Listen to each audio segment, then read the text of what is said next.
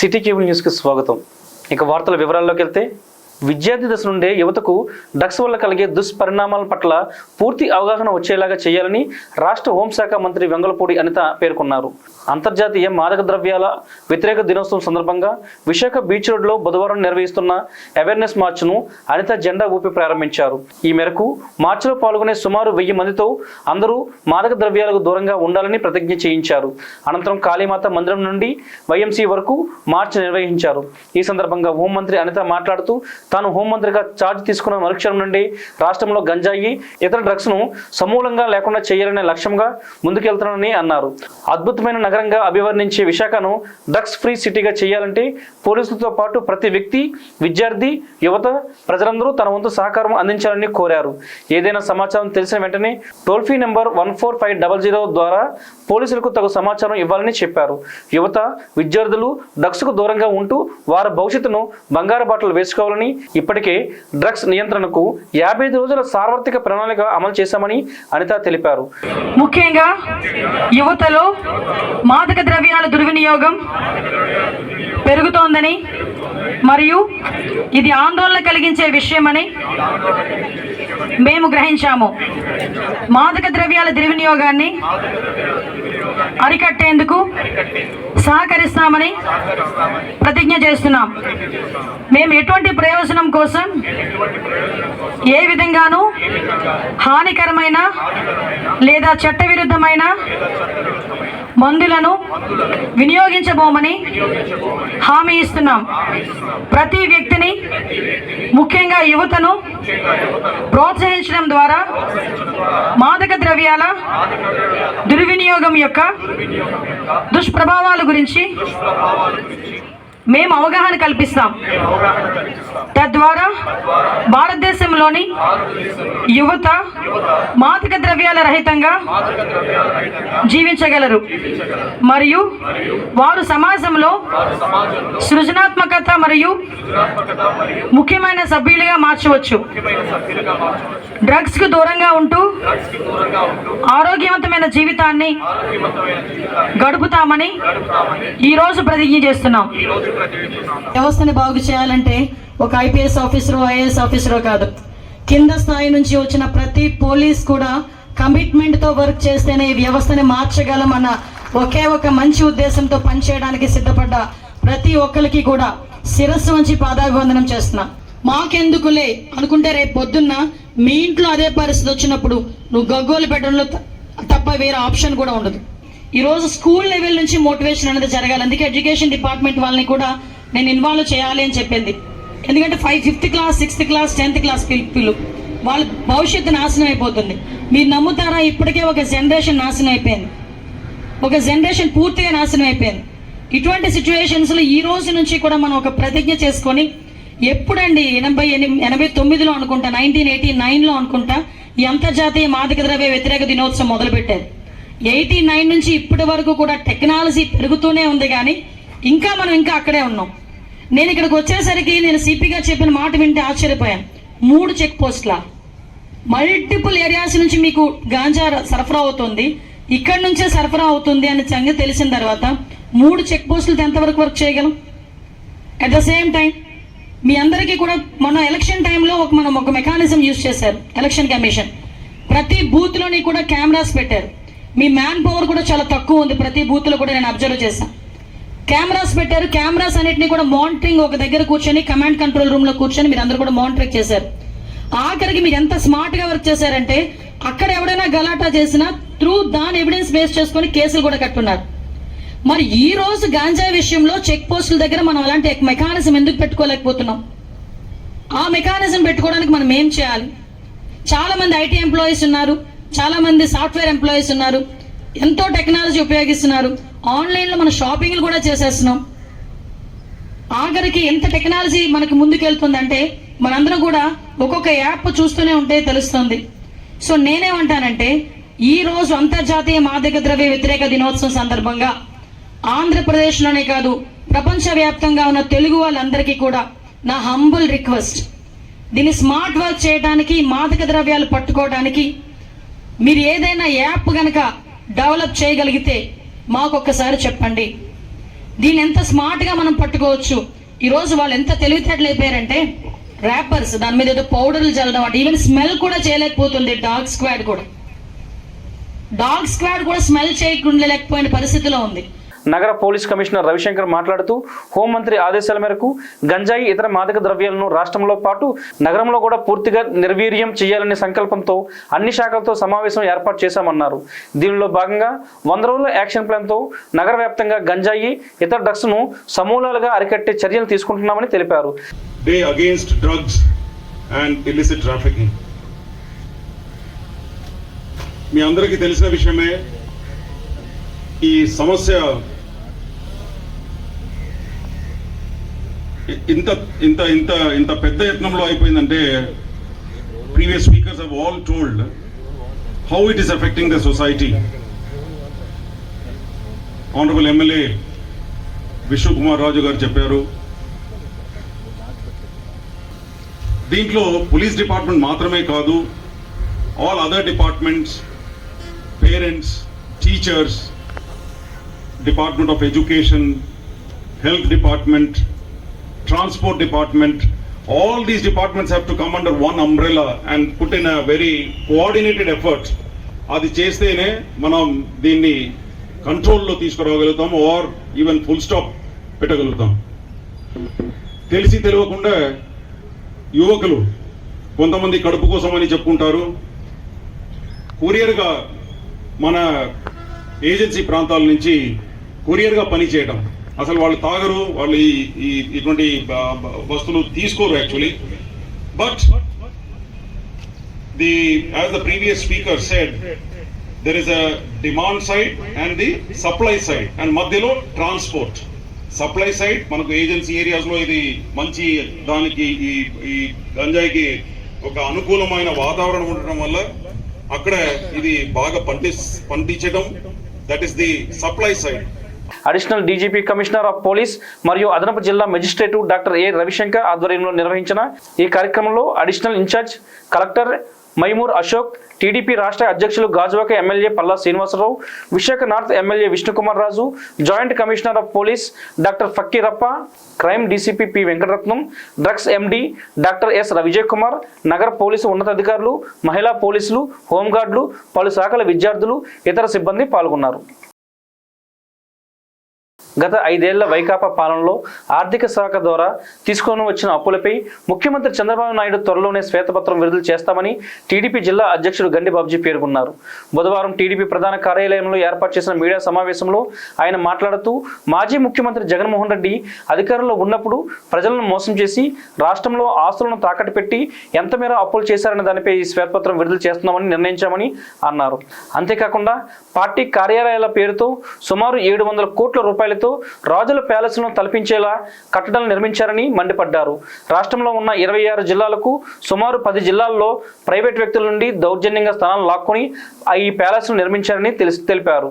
గతంలో కొంతమంది టీడీపీ నాయకులు కట్టుకున్న భవనాలను అనుమతులు లేదని అన్యాయంగా కూల్చివేసిన అధికారులు వైకాపా పాలనలో ఎటువంటి అనుమతులు లేకుండా కట్టిన కార్యాలయాలు కూడా ఎందుకు కూల్చలేదు అని చెప్పాలని ప్రశ్నించారు. ఇప్పటికైనా అధికారులు స్పందించి అనుమతులు లేని కట్టడాలను కూల్చివేసి అర్హులైన వారికి ఆయా స్థలాలను అప్పగించాలని బాబ్జీ కోరారు. గత 5 సంవత్సరాల్లో ఒక రాక్షస ముఖ్యమంత్రి ఈ రాష్ట్రాన్ని పరిపాలించి ఎంత అగాధాన్ని సృష్టించారో సామాన్య ప్రజలతో పాటు మేధావులకి అందరికీ కూడా ఈరోజు తెలిసింది. ప్రభుత్వం కూడా వీళ్ళు చేసే అప్పులు, వీళ్ళు చేసే కిరాతకాలు, వీళ్ళు చేసే ఎన్ని తప్పులున్నాయో అవన్నీ కూడా మా ప్రభుత్వం పెద్దలు చంద్రబాబు నాయుడు గారు శ్వేతపత్రం రూపంలో అన్ని డిపార్ట్మెంట్లు, ముఖ్యంగా ఆర్థిక శాఖ ఈ రాష్ట్రంలో ఎక్కడెక్కడ ఎన్ని అప్పులు తెచ్చారు, కార్పొరేషన్ ద్వారా ఎన్ని అప్పులు తెచ్చారు, ఏ ఆస్తులు తాకట్టు పెట్టారనే ఉద్దేశంతో, ఈ ప్రజలకి మనం బాధ్యులుగా ఉండాలనే ఉద్దేశంతో చంద్రబాబు నాయుడు గారు ఈ శ్వేతపత్రాలు విడుదల చేయాలని నిర్ణయం తీసుకున్నారు. సో ఆ శ్వేతపత్రాలు వచ్చిన తర్వాత ప్రజలకు చాలా విషయాలు ఇంకా క్లియర్గా అర్థం అవుతాయి, ఈ ప్రభుత్వం ప్రజల్ని ఎంత మోసం చేసిందో అని. ఇక ఆ మోసాలకు తోడుగా ఈవేళ పార్టీ ఆఫీసుల పేరు మీద సుమారు గవర్నమెంట్ సొమ్ము 700 కోట్ల దాకా కూడా అప్పలంగా దొడ్డిదారిని ఖర్చు పెట్టి ఇటువంటి రాజు ప్యాలెస్ కట్టుకున్నారండి. పార్టీ ఆఫీసులో ఉన్నాయండి, ఒకసారి చూడండి. చూస్తే మీకు దిమ్మ తిరిగిపోతుంది. మన ఏదో రుషికొండ ఏదో అనుకున్నా కానీ రుషికొండ బాబులో కట్టారు ఇది. మరి ఆడ సొమ్ము అయితే బాగుండు, ఆలోచించి కట్టినాం. ఇది గవర్నమెంట్ సొమ్ము, ప్రజల సొమ్ము కాబట్టి అడ్డగా దోచి ఈ ప్యాలెస్ ఎలా కట్టారో చూస్తే మతిపోతుంది. ఒకటి చూడండి, ఒకటి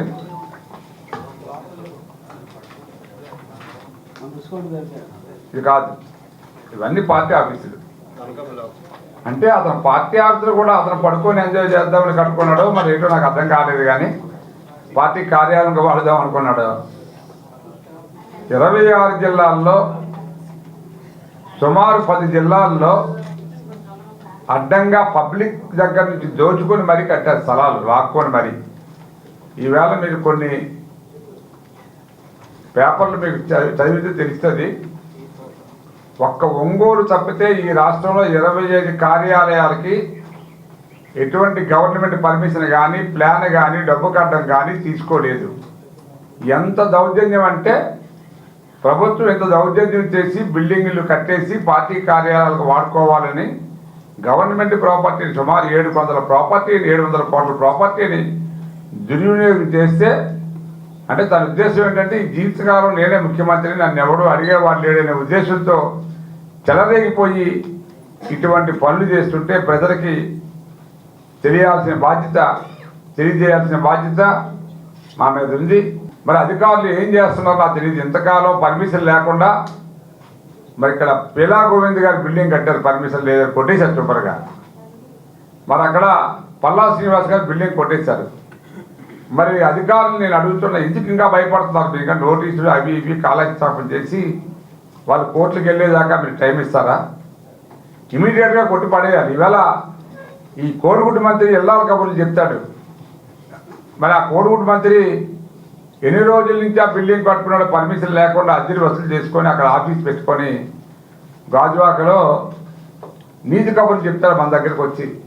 సుమారు 500 కోట్ల రూపాయలు ఈ సెక్యూరిటీ ఖర్చు పెడుతున్నాడు.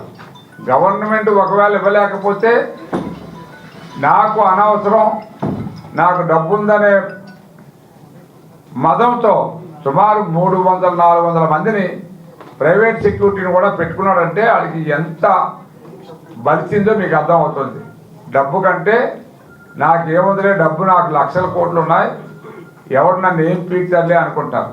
ప్రభుత్వాన్ని నేను కోరుతున్నా, ఇక్కడ ప్రభుత్వ అధికారులను కూడా కోరుతున్నాం, ఇమీడియట్గా ఎక్కడైతే ఇల్లీగల్గా కట్టిన ప్యాలెస్లు అన్నీ ఉన్నాయో ఇమీడియట్గా ఇవన్నీ కూల్చివేసి ప్రైవేట్ స్థలాలు ఎవరి దగ్గర అయితే లాక్కున్నారో మళ్ళీ ఆ యజమానికి అప్పచెప్పాలని మీ ద్వారా నేను డిమాండ్ చేస్తున్నా. సో మీ ద్వారా మరొకసారి చెప్తున్నా, ఏవైతే ప్యాలెస్లు ఉన్నాయో అధికారులు వెంటనే పర్మిషన్ లేని ప్యాలెస్లన్నీ కూడా కొట్టేసి ఆ భూమిని గవర్నమెంట్ అయితే గవర్నమెంట్ హ్యాండ్ ఓవర్ చేసుకోవాలి, ప్రైవేట్ వ్యక్తులు అయితే ప్రైవేట్ వ్యక్తులకు చెప్పాలి. మీడియా సమావేశంలో టీడీపీ దక్షిణ ఇన్ఛార్జ్ సీతంరాజ్ సుధాకర్, పేలా శ్రీనివాసరావు తదితరులు పాల్గొన్నారు. నగరంలోని అక్కేపాలెంలో గల లలితపీఠంలో ఈ నెల 21న ప్రారంభమైన గురువుల ఆరాధనోత్సవాలు 28వ తేదీ వరకు జరగనున్నాయని పీఠం స్వామీజీ సుదర్శన సుబ్రహ్మణ్యేశ్వర శర్మ తెలిపారు. ఈ మేరకు బుధవారం లలితపీఠంలో కొత్తలం శంకరాచార్యులు శ్రీ సిద్ధేశ్వరానంద భారతీ మహాస్వామి వారు అమ్మవారికి పూజా కార్యక్రమాలు నిర్వహించారు. కార్యక్రమం అనంతరం సుబ్రహ్మణ్యేశ్వర శర్మ మాట్లాడుతూ ఆరాధనోత్సవాల్లో భాగంగా ఆధ్యాత్మికత, సాహిత్య, సాంస్కృతిక కార్యక్రమాలు నిర్వహిస్తున్నట్లు పేర్కొన్నారు. ఈ నెల 21, 22, 23 తేదీల్లో సాయంత్రం 6 గంటలకు శక్తిపీఠాధీశ్వరి రమ్యానంద భారతీ స్వామిచే త్రిశక్తి వైభవం ఉపన్యాసాలు జరిగాయని తెలిపారు.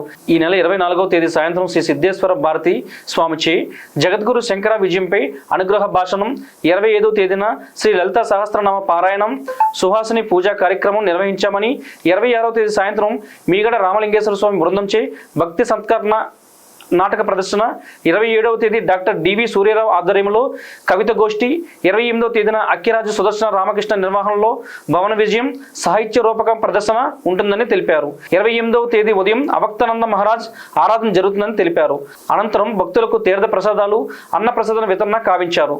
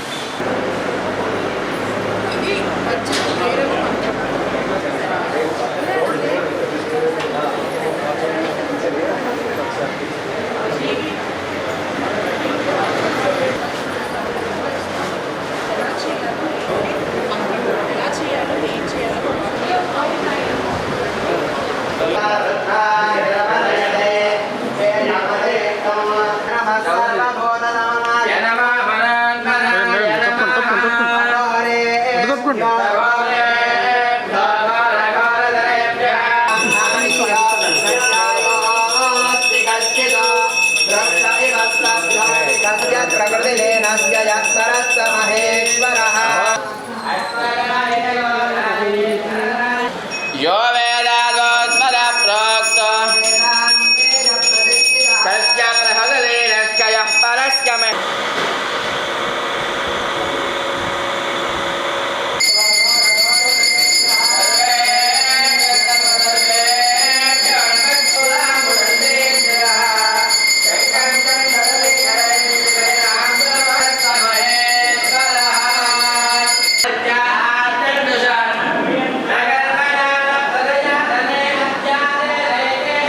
మన విశాఖపట్నం లలితాపీఠంలో వేయించేసి ఉన్నటువంటి శ్రీ శ్రీ శ్రీ సిద్ధేశ్వరానంద భారతీ మహాస్వామి వారి ఆశీస్సులతో వారి యొక్క దివ్య సమక్షంలో గురువుల యొక్క ఆరాధనా దినోత్సవాలు అనగా 26/6/2024 బుధవారం శ్రీ శ్రీ శ్రీ దక్షిణామూర్తి పరమహంస వారి ఆరాధనా దినోత్సవం, అలాగే 28/6/2024 శుక్రవారం ఉదయం శ్రీ శ్రీ శ్రీ అవ్యక్తానంద మహారాజ్ వారి యొక్క ఆరాధనా దినోత్సవ కార్యక్రమం జరిగించడం జరిగింది. అలాగే 21, 22, 23 తారీఖుల్లో త్రిశక్తి వైభవం అనేటువంటి ప్రవచన కార్యక్రమం జరిపించబడినది. 24 సోమవారం సాయంత్రం కుర్తాలం సిద్ధేశ్వర స్వామివారి యొక్క సిద్ధేశ్వరానంద భారతీ మహాస్వామి వారిచే జగద్గురు శంకర విజయంచే అనుగ్రహ భాషణ కార్యక్రమం జరిపించబడినది. 25 మంగళవారం సాయంత్రం లలితా సహస్రనామ పారాయణ సువాసిని పూజా కార్యక్రమం జరిపించబడినది. 26వ తారీఖు బుధవారం సాయంత్రం భక్త నత్కిర అనేటువంటి నాటక కార్యక్రమం జరిపించబడుతున్నది. 27వ తారీఖు గురువారం కవితాగోష్ఠి కార్యక్రమం జరిపించబడును. అక్కిర సుందర రామకృష్ణ గారి నిర్వహణలో హైదరాబాద్ కవులచే కవితాగోష్ఠి కార్యక్రమం నిర్వహించబడును. 28 శుక్రవారం సాహితీ రూపకం భవన విజయం అనేటువంటి కార్యక్రమం జరిపించబడును. కావున 50 మంది భక్తులు కూడా ఈ యొక్క కార్యక్రమాల్లో పాల్గొని స్వామివారి యొక్క దివ్య ఆశీస్సులు తీసుకొని స్వామివారి యొక్క కృపా కటాక్షాలు వీక్షణ పాల్గొంటారని కోరుతున్నాం. శ్రీ శ్రీ శ్రీ సిద్ధేశ్వరానంద భారతీ మహాస్వామి వారి దివ్య ఆశీస్సులతో ఈరోజు దక్షిణామూర్తి పరమహంస వారి ఆరాధనోత్సవం జరిగింది. తర్వాత తదుపరి కార్యక్రమం అన్నప్రసాద వితరణ, సాయంకాలం భక్త నత్కీర అనే నాటకం జరుగుతుంది. దీనన్నిటికీ కూడా భక్తులందరూ విచ్చేసి విజయవంతం చేయవలసిందిగా కోరుతున్నాం. ఈ కార్యక్రమంలో శక్తి పీఠాధీశ్వరి రమ్యానంద భారతీ స్వామిని నిర్వాహక కార్యదర్శి doctor Veparala Narasimhamurthy, Lalithapeetham manager Mannava Krishnasen, Lalithapeetham trust సభ్యులు ఆరేటి వెంకట శ్రీధర్ తదితరులు పాల్గొన్నారు. టీడీపీ హయాంలోనే నిరుద్యోగులకు న్యాయం జరుగుతుందని శాసనమండలి సభ్యులు డాక్టర్ వేపాడ చిరంజీరావు అన్నారు. మంగళవారం జిల్లా తెలుగుదేశం పార్టీ కార్యాలయంలో జరిగిన విలేకరుల సమావేశంలో ఆయన మాట్లాడుతూ రాష్ట్రంలో నియంత్రణ పాలన పోయి ప్రజాపాలన వచ్చిందన్నారు. టీడీపీ ఏర్పడిన తర్వాత ఉపాధ్యాయ విద్యకు ఎంతో ప్రాధాన్యత ఇస్తుందని, చంద్రబాబు సీఎంగా బాధ్యతలు స్వీకరించిన వెంటనే డిఎస్సీపై మొదటి సంతకం చేసి మాట నిలబెట్టుకున్నారని అన్నారు. నారా లోకేష్ మంత్రిగా బాధ్యతలు తీసుకున్న తర్వాత మొదటి సంతకం డిఎస్సీ విధి విధానాలపై పెట్టారని చెప్పారు. జగన్మోహన్ రెడ్డి నిరుద్యోగులను అన్ని విధాలుగా మోసం చేశారని పేర్కొన్న చిరంజీవి, జగన్మోహన్ రెడ్డి పాలన సరిగ్గా లేదని, వాస్తవాలను ఒప్పుకోవడం లేదని అన్నారు. నిరుద్యోగుల తరపున అనేక సంస్థలు మంత్రి నారా లోకేష్ దృష్టికి తీసుకుని వెళ్లామని, లోకేష్ అన్ని అంశాలపైన సానుకూలంగా స్పందించారని అన్నారు. త్వరలోనే కూటమి ప్రభుత్వం నుంచి జాబ్ క్యాలెండర్ వస్తుందని చిరంజీవి చెప్పారు. రాష్ట్రంలో చాలా స్పష్టంగా నియంత్ర పాలన నుండి ప్రజాపాలన వైపు అడుగులు వేస్తున్నట్లు, నిరుద్యోగుల అనుకూల ప్రభుత్వంగా మారుతున్నట్లు, ముఖ్యంగా ఉద్యోగులు ఉపాధ్యాయ విద్యలో నాణ్యత పెరుగుతున్నట్టుగా చాలా స్పష్టంగా ప్రభుత్వం తీసుకుంటున్న చర్యలన్నిటి మనకు తెలియవస్తున్నాయి. ఆంధ్రప్రదేశ్ రాష్ట్ర చరిత్రలో తెలుగుదేశం పార్టీ 1983లో ఏర్పడిన తర్వాత, 83లో అధికారంలోకి వచ్చిన తర్వాత ఇప్పటి వరకు ఉపాధ్యాయ విద్యకి తెలుగుదేశం పార్టీ ఎంత ప్రాధాన్యత ఇచ్చిందో ఒక్కసారి చూద్దాం. 1983 ఎన్టీ రామారావు గారు ముఖ్యమంత్రి అయినప్పటి నుంచి ఈరోజు 2024 నారా చంద్రబాబు నాయుడు గారు మళ్ళా నాలుగోసారి 4-0 ముఖ్యమంత్రి అయ్యే వరకు ఒకసారి పాఠశాల విద్యని, ఉపాధ్యాయ ఉద్యోగాలని పరిశీలిస్తే 1983 నుంచి 2024 వరకు మొత్తం 14 డిఎస్సీలు తీశారు, జనరల్ రిక్రూట్మెంట్. ఈ 14 డిఎస్సీల్లో 4 డిఎస్సీలు కాంగ్రెస్ ప్రభుత్వ కాలంలో తీయబడ్డాయి. 11 డిఎస్సీలు తెలుగుదేశం పార్టీ కాలంలో తీయబడ్డాయి. ఈ 11 డిఎస్సీల్లో అంటే డిస్ట్రిక్ట్ సెలక్షన్ కమిటీలో ప్రమాణ స్వీకారం చేసిన వెంటనే తొలి సంతకాన్ని మెగా డిఎస్సీపై పెట్టడం జరిగింది. లక్షలాది మంది విద్యార్థులు ఎదురు చూస్తున్న డిఎస్సీపై తొలి సంతకం పెడితే నిన్న మన విద్యాశాఖ మంత్రి నారా లోకేష్ బాబు గారు కూడా ఆ డిఎస్సీ విధి విధానాలన్నింటినీ రూపొందిస్తూ తొలి సంతకాన్ని నారా లోకేష్ బాబు గారు కూడా డిఎస్సీ పైన పెట్టడం జరిగింది. నిన్న మొట్టమొదటి రాష్ట్ర కేబినెట్ నిర్వహిస్తే ఈ రాష్ట్ర కేబినెట్లో ఎక్కువ చర్చ దేనిపై జరిగింది అంటే డిఎస్సీ టెట్ పైనే జరిగింది. అంటే రాష్ట్ర ప్రభుత్వం ప్రభుత్వ విద్యకి, ఉపాధ్యాయులకి, నిరుద్యోగుల్లో ఉద్యోగాలు కల్పించడంలో చూపిస్తున్న శ్రద్ధ పట్ల ఎంత అవగాహన ఉంది అనేది మనం అర్థం చేసుకోవాలి. మీడియా సమావేశంలో జిల్లా తెలుగుదేశం పార్టీ ప్రధాన కార్యదర్శి పొలమనశెట్టి శ్రీనివాసరావు, పార్లమెంట్ లీగల్ సెల్ అధ్యక్షుడు బత్తి రాజశేఖర్ పాల్గొన్నారు. ఈ వార్తలు ఇంతటితో సమాప్తం. తిరిగి మళ్ళీ నెక్స్ట్ బులెటిన్లో మళ్ళీ కలుసుకుందాం. అంతవరకు సెలవు, నమస్కారం.